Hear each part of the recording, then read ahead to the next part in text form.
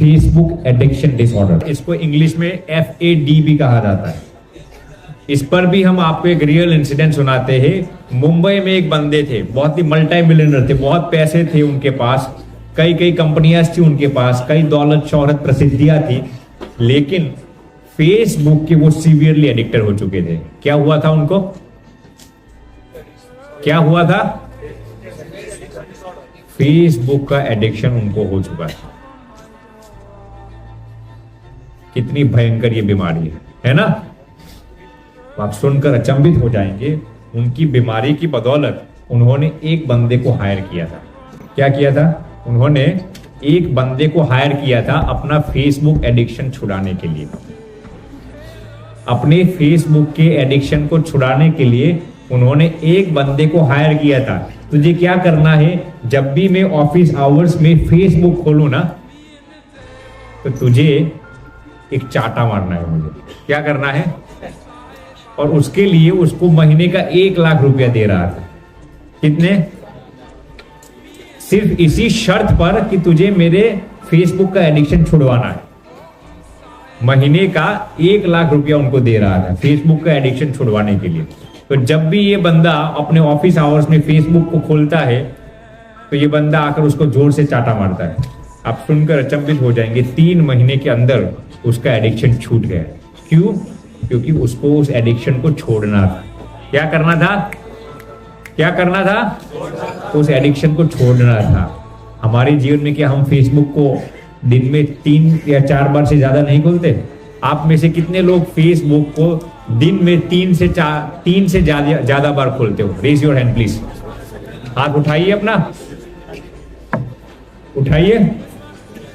कितने लोग हैं जो दिन में फेसबुक को 3 या ज्यादा बार उपयोग करते हो?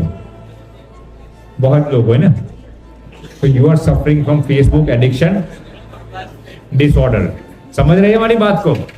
यदि आप भी दिन में 3 या 4 बार से ज्यादा फेसबुक का इस्तेमाल करते हो, then you are suffering from Facebook addiction disorder. तीसरी हम आपको बीमारी पर ले जाते हैं, जिसका नाम है टेक्स्टोफ्रेनिया। क्या नाम है? टेक्स्टोफ्रेनिया। फिर से बोलिए तो।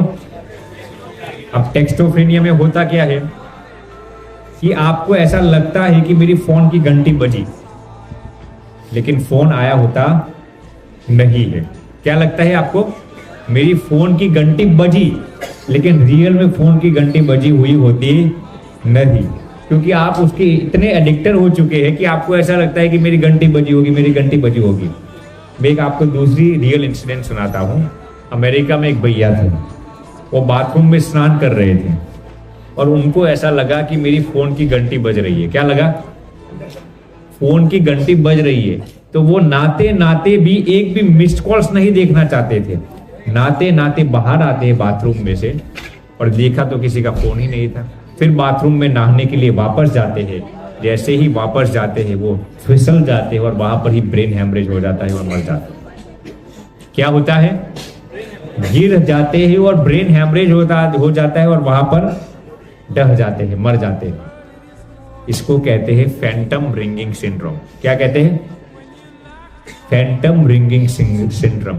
आपको लगता है कि मेरी फोन की घंटी बजी है, लेकिन रियल में आपका फोन आया हुआ ही नहीं। एक दूसरे बंदे थे, वो रात को सो रहे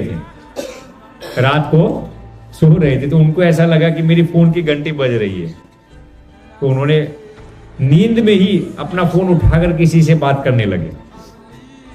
नींद में ही किसी के साथ बात करने लगे। करीना कैसी हो तुम, कैसी हो तुम।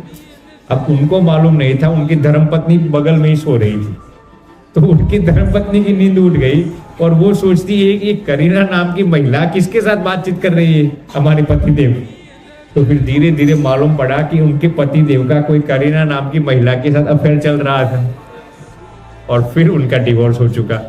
तो इसको कहते हैं क्या? Phantom ringing syndrome. आपको ऐसा लगता है कि आपकी फोन की घंटी बजी है, लेकिन वास्तव में फोन आया हुआ होता नहीं। दूसरी बीमारी हम आपको बताते हैं जिसको कहते हैं टेक्स्टोफ्रेनिया। क्या? ये सभी रियल इंसिडेंट्स हम आपके साथ साझा करते हैं।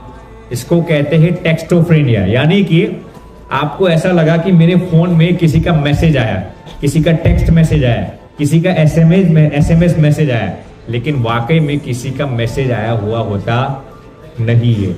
ये भी हम आपको एक रियल इंसिडेंट सुनाते हैं। एक भैया अपने परिवार के साथ दिल्ली से आगरा जा रहे थे। कहाँ पे जा रहे थे? दिल्ली से आगरा जा रहे थे। दुर्भाग्य की बात है कि ये भैया फोन के इतने एडिक्टेड हो चुके थे कि फोन गाड़ी चलाते चलाते भी यदि उनको लगा कि किसी का टेक्स्ट मैसेज आ रहा है तो वो तुरंत देख लेते थे। अब उनको ऐसा लगा कि किसी का टेक्स्ट मैसेज आ रहा है, उन्होंने एक हाथ से गाड़ी चला रहे थे और एक हाथ में मोबाइल पकड़ रखा। देखने गए ऐसा किसका टेक्स्ट मैसेज आया, और गाड़ी सामने पुल के साथ कलाइड हो चुकी और ऑन द स्पॉट पीछे बैठी हुई उनकी पत्नी मर गई, उनका 10 साल का बेटा मर गया और ये बंदा खुद मर गया, और उनकी 6 साल की बच्ची बची हुई। क्या हुआ? वो खुद मर गया, उसकी धर्मपत्नी मर गई, उसका 10 साल का बेटा मर गया और 6 साल की बच्ची गाड़ी में बैठी थी। किसकी बदौलत? इसकी बदौलत। उसके प्रारब्ध में आज मृत्यु नहीं लिखी थी क्या? लेकिन सिर्फ उसको ऐसा लगा कि मेरा टेक्स्ट मैसेज आ रहा है, वाकई में टेक्स्ट मैसेज आया नहीं था। सिर्फ टेक्स्ट मैसेज देखने के लिए वो अपने एक हाथ से मोबाइल फोन को उठाता है, एक हाथ से अपनी गाड़ी चलाता है और गाड़ी सामने कलाइड हो जाती है और ऑन द स्पॉट सभी लोग मर जाते हैं। इसीलिए हम आपको बचाना चाहते हैं, इसलिए इतनी गंभीरता पूर्वक आपको ये बात बताते हैं। आपको शायद इसकी अहमियत लगे या ना लगे, आपको इसकी सिग्निफिकेंस, इसकी इंपॉर्टेंस लगे या ना लगे, लेकिन ये बहुत ही महत्वपूर्ण चीज है। अपने आप को इसके एडिक्शन से बचाना है आपको।